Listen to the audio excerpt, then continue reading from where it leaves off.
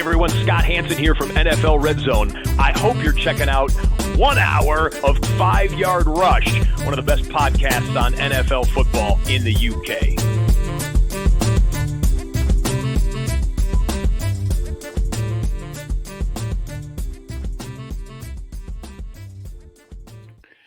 Evening, Rush Nation. How are we doing? We are back with the Fantasy Football Bible Part 2. A little later than planned, but that's the way that life is at the moment. But we are still going to get it to you and get it out ready for the weekend. Obviously, close game last night. Expected a little more from the Commanders, I expect, but overall, I think the game was not too far off what I described in yesterday's show. So feeling pretty confident about where teams are and what they're doing right now. So it's time to just dive in, look at the remaining 5 games on the slate. So this session, if you're wanting a little bit more context, part 1 covered last night's game and then also all the early slate games, no international games now for the rest of the season. So we've just got the late slate, Sunday night football, Monday night football, 5 games to get through.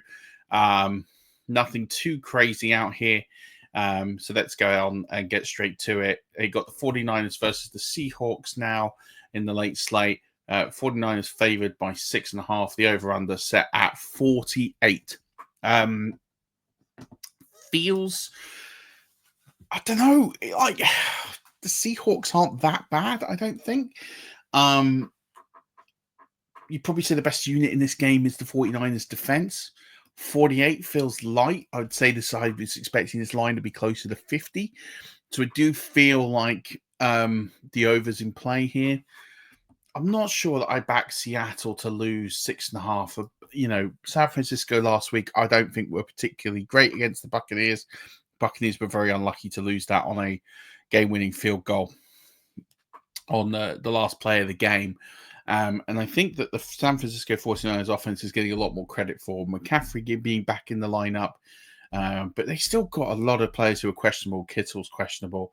Deebo Samuel's a little bit banged up. Juwan Jennings a little bit banged up. So, no one I would say is really healthy at this point. So I'm a little skeptical. But I do think that Brock Purdy, this should be another good week for him. Finishes the QB4 last week. I've got him at QB5 this week. I think this is a defense you can easily pass on. It should be a good one for them. I do think Geno Smith will have some success. I think it might be slightly capped, but I do think he will have some success. He's at the fringe of the QB1 conversation for me. He's currently 11 in my ranks, but he might flip-flop. I've got him, Mahomes, and Herbert between 11 and 13. And I could kind of go any which way on them. So it might move a little bit, but he's in that sort of fringe QB1 conversation this week. Christian McCaffrey, who is still carrying a questionable tag, is my running back 1 this week. Expect him to get heavily involved in the passing game. Don't know how many rushing attempts we will see if he's still on a bit of a cap, but we will see that this week. Kenneth Walker is my running back 8. A lot of this offense does go through him, so I do expect him to be heavily utilized here in this one. Moving on to the wide receivers this week, Deebo Samuel is my wide receiver 10. He seems to be practicing well, so I did think he was questionable. He's actually now off the injury report. He looks good to go. That's a good sign, and hopefully we start to see him get some rushing attempts as well and really powering on. DK Metcalf is my wide receiver 21. Juwan Jennings is my wide receiver 25. He does carry a questionable tag, as I said. Jackson Smith and Jigba, he's actually, for me, got a slightly tougher assignment. So he, against Noir, so he is my wide receiver 39 this week. Pearsall is my wide receiver 51. Lockett is my wide receiver 56 this week. Then looking at the tight ends, George Kittle is my quarterback, my tight end 4, but he is questionable, so keep an eye on the injury designation for that. Noah Fant is all the way down at 24. He also carries an injury designation. If he loses that injury designation tomorrow, I might move him up my ranks to inside the top 20, but he's there because that's kind of, I don't know how healthy he is at this stage. As for the defenses, I do have the San Francisco 49ers at 6 and the Seattle Seahawks at 26. Jake Moody, who missed 3 field goals last week, but kicking in Tampa is tough. I have him as my kicker 5 this week. I expect him, now he's got a game-winning field goal under his belt and he's back from injury. I expect him to do a little bit better this week. as a kicker, so expect a good outing from him. Jason Myers, not so much. He's down in my bottom 24. So he's 24th, so he's in my bottom 4 or 5 kickers this week. Moving on to Broncos Falcons. This is a really interesting one. The betting line has the Broncos favored by 2 and the over under at 44. I think this is dead wrong. I read this and I think this line is completely out of whack. We saw when the Broncos played the Ravens, and I get it's the Ravens, they looked awful. They got blown out by nearly 30 points. And I'm not sitting here and saying that that's going to happen to the Falcons. But I don't understand why the Broncos are favourite. It's on the D, really. You're expecting that D to hold the Falcons' offense. And I don't think that's going to happen. I think the Falcons put up points. I actually think the Falcons will win this game, and I think they'll win it quite comfortably. I'll take the Falcons +2, and I'll take the over at 44. I actually think the Falcons will put close to 30 points up in this game. So I quite like them from a fantasy perspective. Well, I'll preempt that in saying there's elements of this I like, and there's elements of this I'm not too fanciful on. And what I will say is that the Broncos DST does have promise this week in forcing turnovers. So, I've made all those points, but I actually have Kirk Cousins a bit down in my rankings just because I'm a little bit concerned that he is going to potentially just throw those picks. He's done it a few times this season. It is something to keep an eye on. So I am just a little bit cautious on him. I have him down at QB 16 just because I think he could throw some interceptions. The yardage might be held slightly down on him this week. And also we're waiting to hear on the health of Darnell Mooney because he got added to the injury report. Something to watch there. Bo Nix, though, I do like this week, and I think Bo Nix has rushing upside, as I talked about in the starts and sits video. If you haven't had a chance to do, go and check that out. He is my quarterback 8 this week. He's definitely out of the 2 quarterbacks, the one I would prefer to start this week, but it's not because I think they'll win the game. I just think with his rushing legs, he has more upside here. I look at Bijan Robinson. I think this is a good week for him. I have him at running back 9, but with upside, I think he could finish higher than that. But he's at 9 in my ranks. Audrey Estime looks like he's going to get the lead carries. He's at 28. Javonte Williams is at 33. Algier is at 35.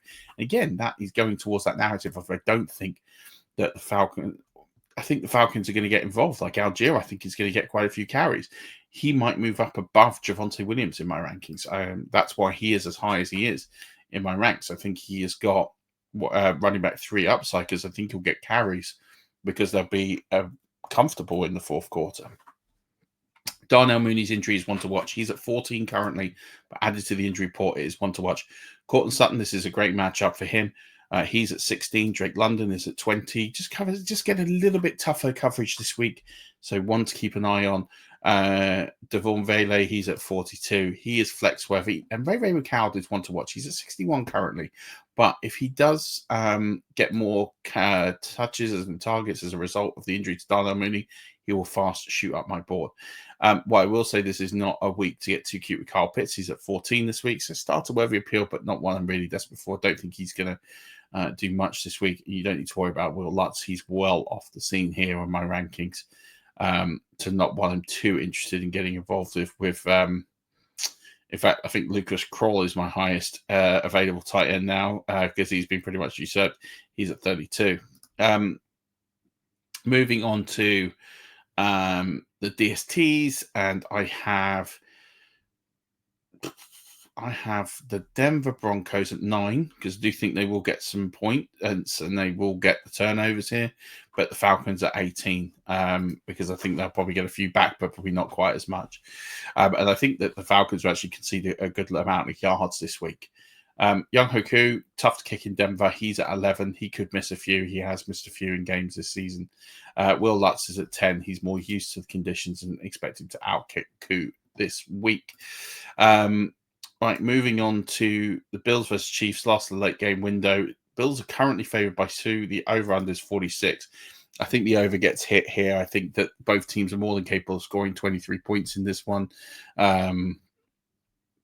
Bills' favorite. I mean, I don't know how you can make a team that's 9-0 an underdog. or 10-0. So no. But that's where we are in this world. I think this will be close. I think this is going to be a dogfight. I really think this will be a really close game, backwards and forwards. I don't think anyone will dominate. I think last possession wins in this game. I think it's going to be a good game. Josh Allen sits at quarterback 3. Patrick Mahomes sits at quarterback 12. I think, for me, Josh Allen is going to have to play really well to keep with the Chiefs D and to keep with the Chiefs. And I think he will. I think he'll have one of his best games of the season. He sits at quarterback 3 for me.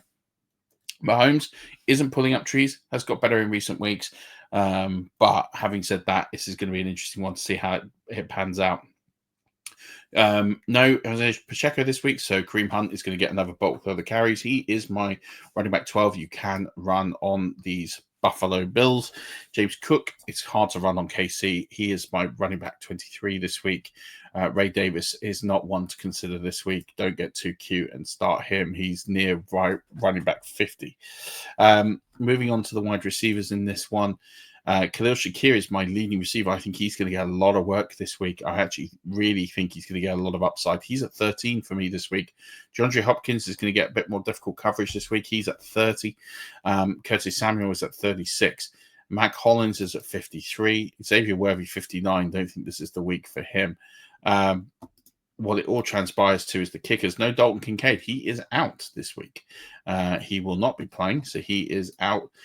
Which means Dawson Knox is going to get a bit more work. He's at 13 for me, but of course, Travis Kelce is the tight end 1 this week. All the offense will go through him.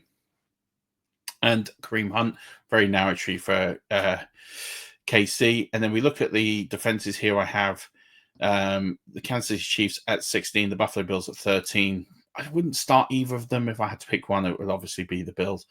And then the kickers here. No Butker, he is on IR, so no Butker. So they have moved to Spencer Schrader, who I talked about yesterday as the Jets kicker, and he got picked up the practice squad and is now signed with the Chiefs. So he is now the Chiefs kicker, which throws my rankings well out of whack. So Anders Carson is my kicker for the Jets. So he slots in at 24. Schrader I've put in at 11. Tyler Bass is at kicker 8 this week. Going to move on to Sunday Night Football. And Sunday Night Football is going to be the Chargers versus the Bengals. This is really interesting that the Chargers are favored by 1.5 over under 48. I'm not having the Chargers as favorite here. I actually think the Bengals will win this game. I know the defense is good, and I know there's a run game, and I know Justin Herbert's going to get more targets, or more. He's going to lob the ball more than the 18 times he threw last week. But I still think the Bengals are favorite. I think this will be a tough game for Jamar Chase, but it looks like T. Higgins is going to play, and it looks like they're going to have a few more offensive weapons here. And I look at this unit and think, what's the best unit in the field? I think it's the Bengals offense. Yes, the Bengals defense is pretty poor, but if they just make a stop or two, I actually think they're going to be favorites to win this game. So yeah, give me the Bengals.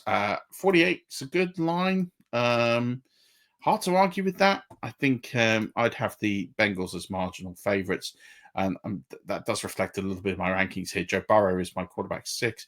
Justin Herbert, my quarterback 13. I think, again, I've sort of mentioned he's kind of in that cusp of the fringe quarterback 1 ratings this week. I actually think there is some upside to him this week because he will need to chase this game. I think they'll fall behind and they'll have to do more work from it, which is how it's reflected in my running back rankings with Chase Brown at 10. J.K. Dobbins is at 18 this week. I do think that there is some work being eaten into. Gus Edwards is questionable. He's my running back 40. Don't start him. But I do think that he's going to have some work eaten into him over the coming weeks, as I said on Tuesday.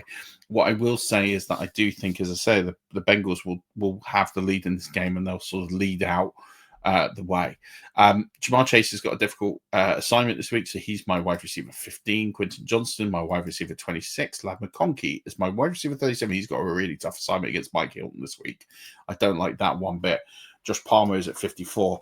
I did say I had T. Higgins is back, but I did have him unranked. He will now go and be ranked, and he's going to slot in at about wide receiver 24. So I think that's going to be where I put T. Higgins this week. I'm slightly worried about the workload, but actually he does have a really good matchup on the other side that could be exploited. So I'm more favorable of his matchup than Chase's. And I think it depends on how hurt he is, but I think 24 feels a good spot to slot him in right now. As for Mike Gesicki, I think he's going to get quite a bit of work this week. You can get some good points as tight ends against the Chargers. He is my tight end 6. And then as for the defenses here, I have the Chargers at 10. I do think that they will make some stops and probably get some turnovers. It is possible in this high flying offense, but the Bengals are at 23 just because they don't make stops. And I do think they'll give out points, but I do think that the Chargers defense will have more noteworthy plays, those sacks, for example, that will boost up their points total when they lose them to the yards and the points allowed. Evan McPherson, tough place to kick. He's my kicker 17 this week, but Cameron Dicker is my kicker 3. He'll like this quite a lot. Moving on to Monday Night Football. Monday Night Football is the Cowboys versus the Texans. Texans favored by 7. Over under 42. Both feel right. The Dallas Cowboys aren't going to score many points this week, I think. I do think Cooper Rush is a better option than Trey Lance. I think they just have to commit. They kind of gave up too early, and I would let Cooper Rush have just a bit more of a role of it than they did last week. So hopefully they do that. Having said that, Cooper Rush is my quarterback 28 because I don't trust the Dallas organization to do that. I do think for CJ Stroud, he's my quarterback 18. I just think they won't need to throw the ball that much. And I think for fantasy football, this is going to be a really difficult game for most parties here. Joe Mixon is my running back 3. I think everything will run through him. Rico Dowdle is my running back 27. They have said that he is going to be the lead back moving forward. I mean, I don't know why, because we've kind of all known that. But I still don't trust them to fully go with him, and I think they'll abandon him in the game script. They'll fall behind early, and he'll get very limited touches. Nico Collins, who is carrying a questionable tag, but he should play this week. He is my wide receiver 4 this week. I think they'll get him the ball quite a bit to let him get acclimatized back, and this is a good matchup for that.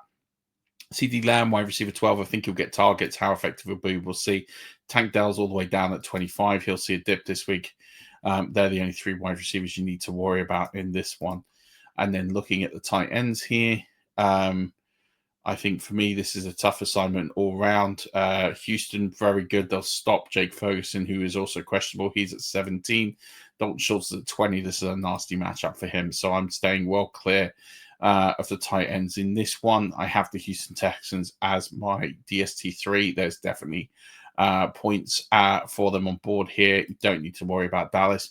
And Brandon Aubrey, because his stacking offense, will take a bit of a hit too. But he is at 9. I still think he'll get some points. Cami Fairbairn is my kicker too. That's going to do it. Yeah, that is everything you need to know from every game, every fantasy ranked player. Good luck this week. Should be a really interesting slate.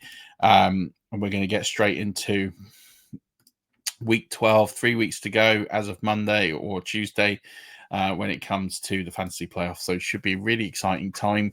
Every single win counts. Playoff places going to start getting clinched anytime soon if they haven't already. So really, really big weeks up ahead now. Every week matters. So tune into 5 Yard Rush. Get all your knowledge. You can follow me on Blue Sky. I'll change the handle next week, so it's not at 5 Yard Rush. It'll be my Blue Sky handle. You can reach me on there. So it's at Murf NFL.bsky.social. You can reach me there, and I'll try and interact with as many people there. It's definitely the platform to be on right now as opposed to Twitter. So I will be on there. But that's going to do it. Thank you so much for all the support, all the love this week and every week of the season. Let's go get some W's to start lining up those harbors. Let's get the ships in the harbor. Let's get those harbors nice and stocked and full. But to do that, we've got to win this week. Win this week, win hard, and play it safe. Don't play it safe. Take some risk. View the rankings. Have a think. I'm going to put the latest rankings up there tomorrow of where I'm currently at. So should be a really good week. Good luck to all of you. And don't forget, as always, Rush Nation, keep rushing.